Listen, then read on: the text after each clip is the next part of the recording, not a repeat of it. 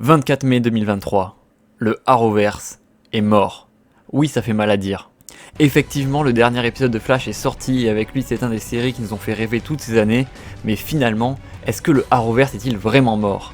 Dans cette vidéo, je vais vous raconter l'histoire de ce nouveau multivers qui connecte à la fois les films et les séries, mais aussi les séries animées, et bien sûr on fera ensuite un petit voyage tous ensemble au travers de ces nouvelles terres. Parce que nous l'avons vu dans Crisis on Infinite Earths, quand Arrow recrée le multivers, de nouvelles terres apparaissent, et toutes ont leur histoire, leur héros. Et cela devait rester bien sûr comme de simples caméos, jusqu'à cet épisode qui allait confirmer que le multivers est réel, jusqu'à cet épisode qui allait tout changer.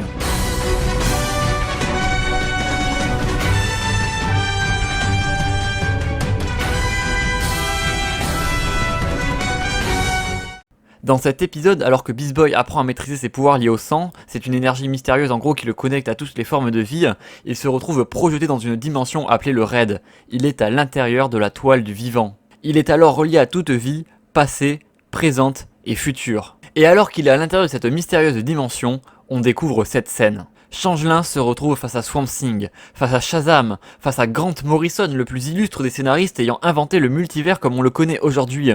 On le voit aussi découvrir un extrait de Teen Titan Go, on entend la voix par exemple aussi de Harley Quinn de la série animée qu'il faut absolument voir d'ailleurs parce que c'est juste à mourir de rire. Ensuite on entend des extraits de la série Smallville, et pas n'importe lesquels puisque c'est le Dr Fate qui lui dit « Ton destin est totalement lié ». Pour ceux qui se demandent, c'est un extrait de Smallville dans la saison 9, c'est un épisode qui est vraiment excellent. Mais c'est pas fini parce qu'on entend aussi un extrait du Superman de 1978, du Joker de César Romero de 1966, et enfin bien sûr on retrouve la Doom Patrol.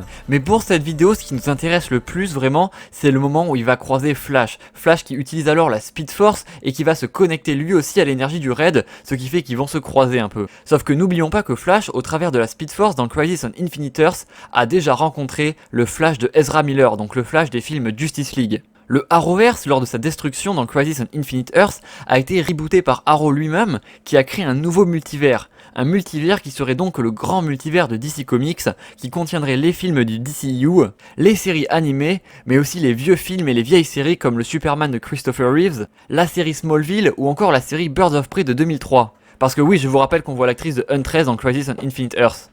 Et maintenant qu'on a donc bien la confirmation qu'il existe un vrai multivers DC Comics, je vous propose évidemment qu'on aille l'explorer ensemble.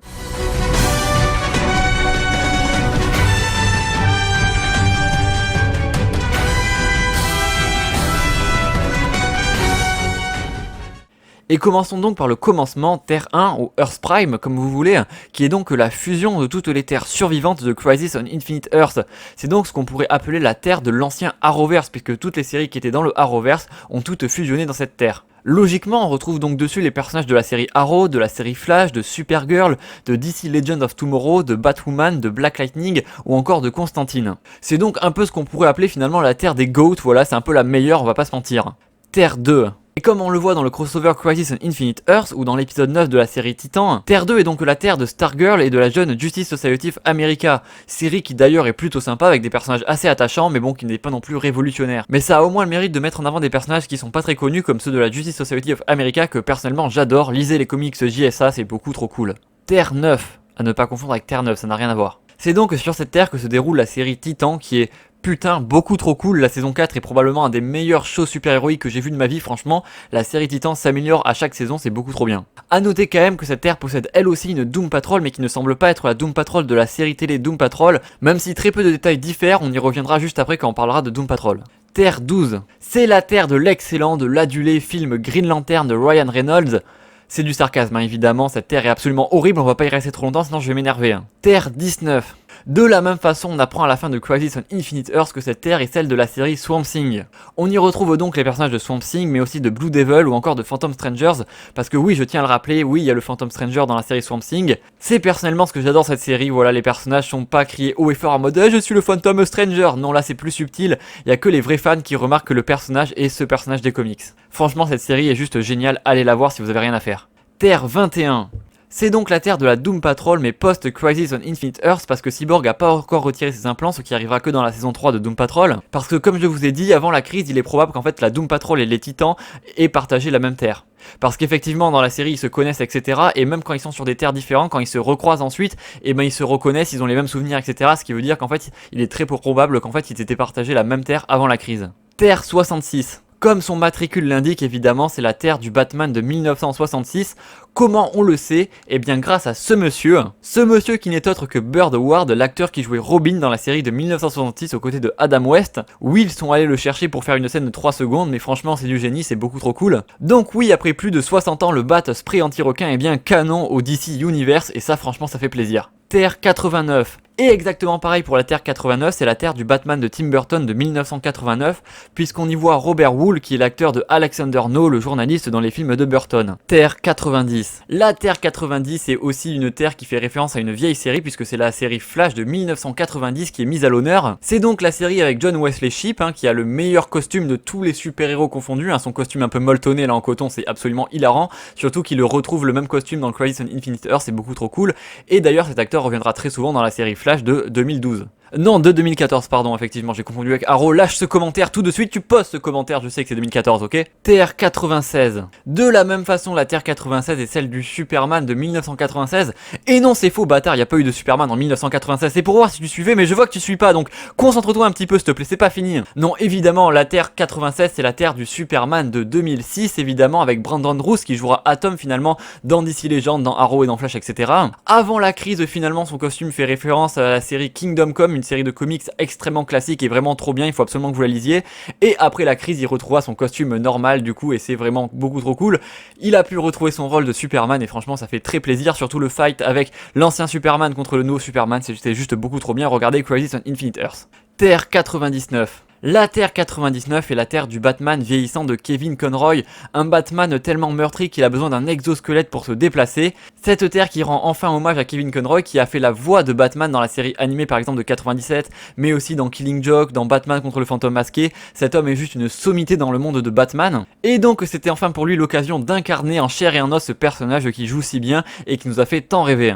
Et au cours de l'événement Crisis on Infinite Earths, on va découvrir plusieurs terres comme la Terre 167 qui est par exemple la Terre de la série Smallville. Série juste iconique qui aura duré 10 ans avec Tom Welling en acteur principal, ce qui crée d'ailleurs une petite incohérence avec la série Lucifer qui elle aussi vous allez le voir est du coup canon dans Crisis on Infinite Earths parce que Tom Welling joue à la fois Superman dans Smallville mais il joue aussi par exemple K1 dans la série Lucifer, ce qui fait que c'est deux personnes en même temps, sachant que K1 est censé être un être immortel etc, enfin pas immortel mais t'as compris, il est censé être immortel de type 1 donc il peut pas mourir de vieillesse etc, ce qui fait qu'il peut pas être Superman dans notre univers vu que chaque personnage sont censés avoir un lien entre eux quand même, sinon c'est bizarre. Mais bon, c'est juste un caméo donc on s'en fout, voilà, c'est stylé. Terre 203. La Terre 203 fait évidemment référence à la série Birds of Prey de 2003, série qui était absolument éclatée au sol. D'ailleurs dans cette série il y avait aussi un Joker qui est toujours absent des tops des meilleurs Jokers, on se demande pourquoi, voilà, il est sûrement pire que Jared Leto, donc vraiment regardez pas cette série, moi je l'ai regardée parce que je regarde tout, mais c'est vraiment une torture. Mais petite anecdote, cette série a quand même le mérite d'être la première adaptation live action de Harley Quinn, je vous laisse juger le design, en vrai ça va, c'est pas si mal, comparé au Joker, on dirait juste un mec qui fait du cosplay, enfin leur Joker est vraiment terrifiant, le budget c'est à peu près 11 € par épisode je pense, enfin c'était vraiment éclaté au sol, mais au moins c'est la première adaptation live de Harley Quinn. Terre 666. Évidemment la Terre 666 n'est d'autre que la Terre de Lucifer, de la série Lucifer qui s'est étalée de 2016 à 2021, qui était juste absolument incroyable. Terre 4125. La Terre 4125 est la Terre du Batwoman Red Death. Ils se sont évidemment inspirés du personnage de comics Batman Red Death, mais comme ils n'avaient pas Batman sous la main, ils ont pris Batwoman. En vrai, je comprends, je pense que l'idée est plutôt logique, etc. C'est juste que niveau crédibilité, l'actrice a un peu de mal à s'imposer en méchante, ce qui fait que les épisodes qui sont censés être vraiment un peu tragiques, un peu lourds, sont en fait plus ridicules qu'autre chose, malheureusement. Voilà, c'est I'm Batman, non, tu n'es pas Batman, malheureusement. Mais en vrai, pourquoi pas, je salue quand même l'initiative, et on passe directement aux terres inconnues. Parce que oui, évidemment, il nous reste des terres à découvrir, comme par exemple la terre de la série Naomi, on ne sait pas sur quelle terre ça se passe. On a aussi par exemple la série Superman et Lois, qui appartenait au Arrowverse avant, vu qu'on l'a vu croiser Supergirl, etc. Mais qui depuis Crisis on Infinite Earths n'est plus sur la même terre que la Terre Prime, du coup la Terre 1, du coup on ne connaît pas le numéro finalement de cette terre. De la même manière pour la série Gotham Knight, qui est juste la pire série, voilà, il y a les épisodes qui sont en train de sortir en ce moment, enfin c'est atroce, ils sont en train de tout détruire, c'est horrible. Ne regardez surtout pas cette série, c'est plus la merde.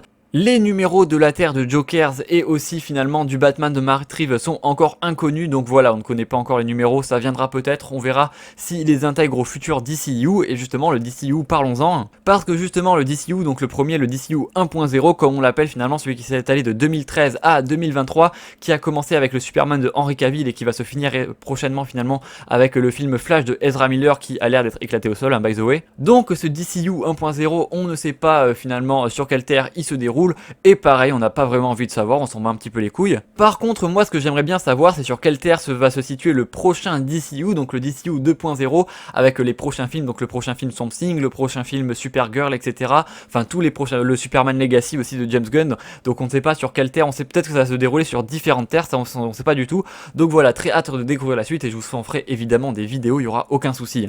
Et de la même manière, il manque plein de séries, donc par exemple la série Super Friends, la série Watchmen, donc le Watchmen verse, le Nolan verse aussi, on connaît pas sa terre, la série Pennyworth, on ne sait pas, pareil pour Jonah Hex, on ne sait pas s'il a été rebasculé sur Earth Prime ou pas, pareil pour Gotham, on ne sait pas où c'est, pareil pour la série Wonder Woman de 1976, voilà, il y a plein de terres, on ne sait pas encore où elles sont, mais bon, enfin ils peuvent pas non plus tout mettre en un seul crossover, donc voilà, on verra bien ce que ça donne, si ces séries seront utilisées plus tard ou non, mais pour le moment, ça c'est les séries dont on est sûr qu'on connaît les numéros. Et on croise évidemment les doigts pour que le Constantine 2 avec Keanu Reeves se passe sur une terre à part, parce que comme pour Batman, ça fait des meilleurs films, ou Joker par exemple, parce que si ça se passe du coup dans l'univers classique, il y a de grandes chances que ce soit un peu réduit au niveau du scénario. Donc voilà, j'espère que cette vidéo vous aura plu, n'hésitez pas à me dire si vous avez des questions en commentaire, évidemment les commentaires sont là pour ça. N'hésitez pas aussi à me dire ce que vous avez pensé de cette vidéo en commentaire, évidemment n'hésitez pas à liker, à partager, à vous abonner, c'est ce qui aide le plus à la chaîne et c'est ce qui la met en avant. Donc merci à vous, d'ailleurs on a dépassé les 3000 abonnés, merci à vous. Et sur ce, je vous dis à très vite pour de prochaines vidéos et surtout, n'oubliez pas de regarder de côté avant de traverser l'autoroute. Je veux pas aller à l'école. Ah bon? Quelle père la vertu vous faites?